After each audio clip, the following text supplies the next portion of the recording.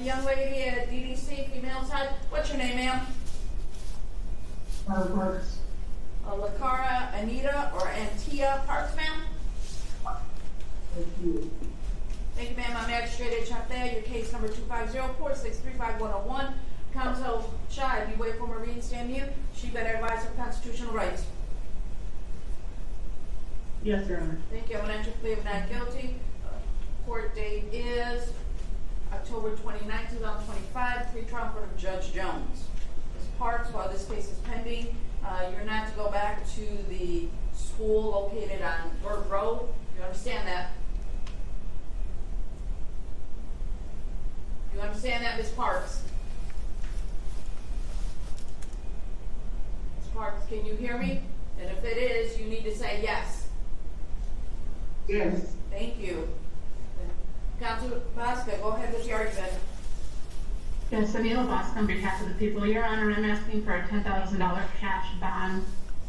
This case is very assaultive and very egregious in the fact, Your Honor, that she knew that her daughter had an altercation with another student a few days prior to this event occurring.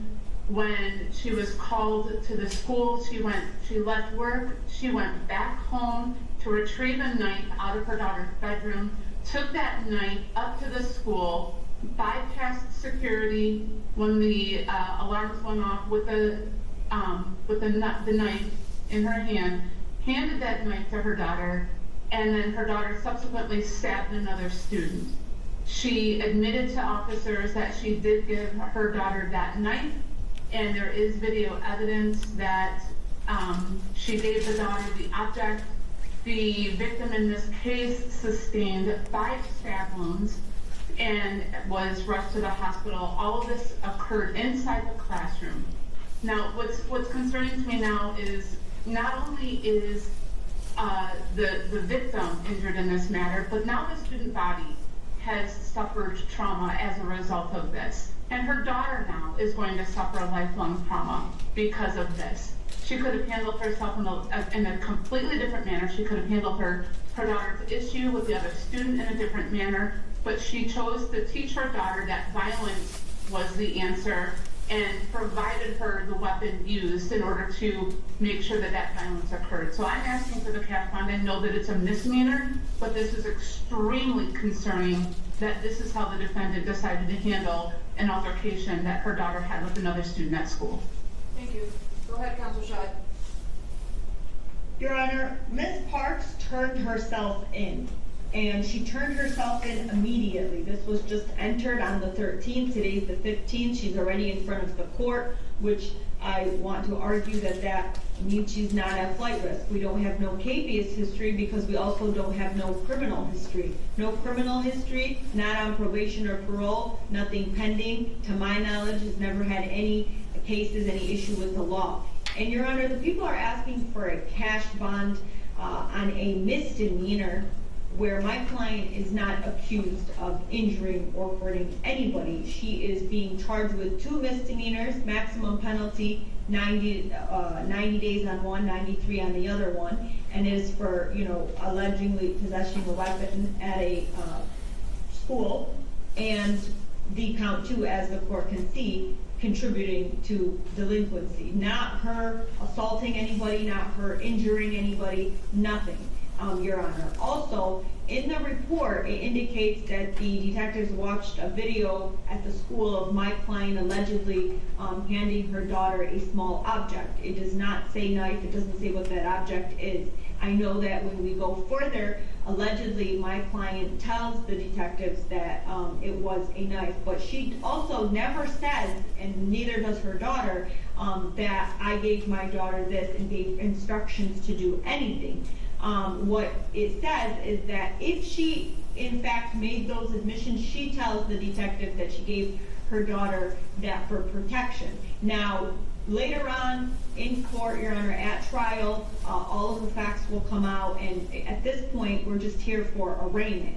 And the court has to see if there's any flight risk, which there is not because she turned herself in and has no habeas history. And she has 3 jobs, Your Honor. That's how she supports her family. And also, again, charged as a misdemeanor, and she's not the one who attacked anybody. Now, yes, she is a mother, but everyone's responsible for their own actions. Whatever happens with her daughter, whether she ends up being charged or not, or arraigned, that's a whole nother case. Somebody allegedly got hurt by somebody else. That's not the person in front of you here today. So I'm asking the court to only look at what my client is being charged with, which is these 2 misdemeanors. She is presumed innocent unless proven guilty beyond a reasonable doubt. I'm asking the court to consider that personal bond. At nowhere in this report are we aware of my client making any threats to anybody, including the complaining witness, or harming anybody or anything, Your Honor. Thank you. DDC, Yes, Your Honor. do you have any information as to whether or not Ms. Parks surrendered? One moment, let me see. Yeah, she turned herself in. Okay. All right, court heard that representation. Counsel Bosca, did you want to add anything else or not? Your Honor, I just believe that by her handing her daughter the gun, or the knife, she is giving her daughter permission to assault another student. So she knew what was going to happen when she handed her daughter that knife. Okay. She went home to get the knife and give it to her daughter. Okay, thank you. For the representations, both sides, Ms. Parks, according to DDC, surrendered that particular matter, so the court doesn't see Ms. Parks as flight risk. The question is whether or not she's a danger in this particular matter. The court uses clear and convincing evidence standard when it's entertaining monetary bond.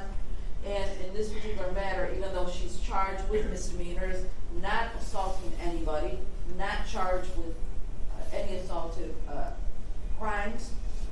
However, in this matter, according to the investigative report, there are allegations that she admitted that she provided a weapon for protection.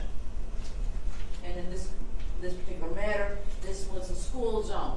School zone, you're not to provide, you're not to have any type of items, firearms, knives that can be used as a weapon. In this matter, she did admit to that. So the court doesn't see Ms. Parks as a flight risk. The question is whether she is a danger, okay, in this matter. And by providing an item that can be used as a weapon for protection in this matter, then as a result, somebody else, a minor child, ended up getting injured.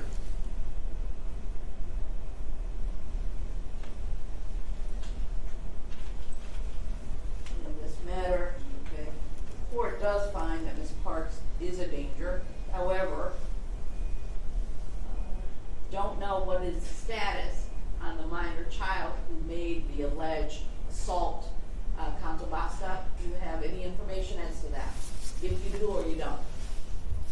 Are you talking about the child who assaulted the other student? Yes. Like what her status is right now? If you know. It's my understanding.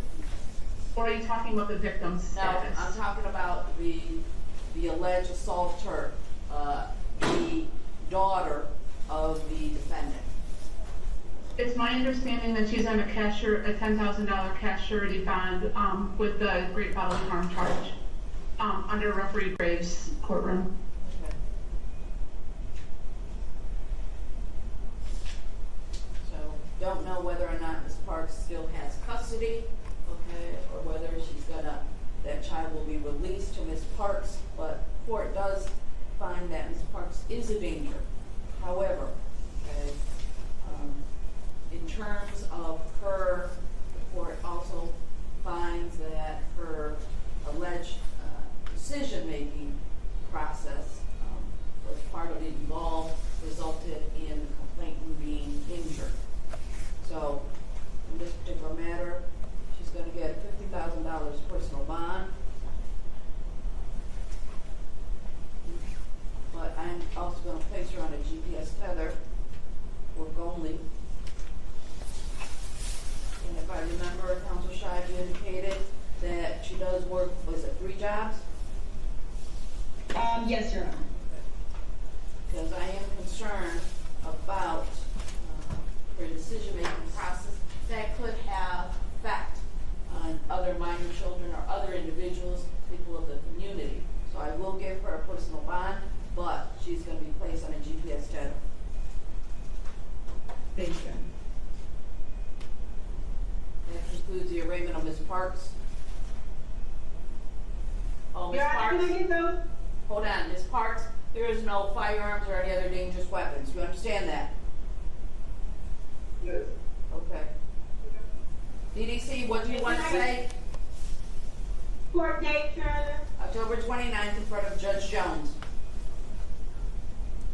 Thank you. Thank you. Ms. Parks, you can step aside.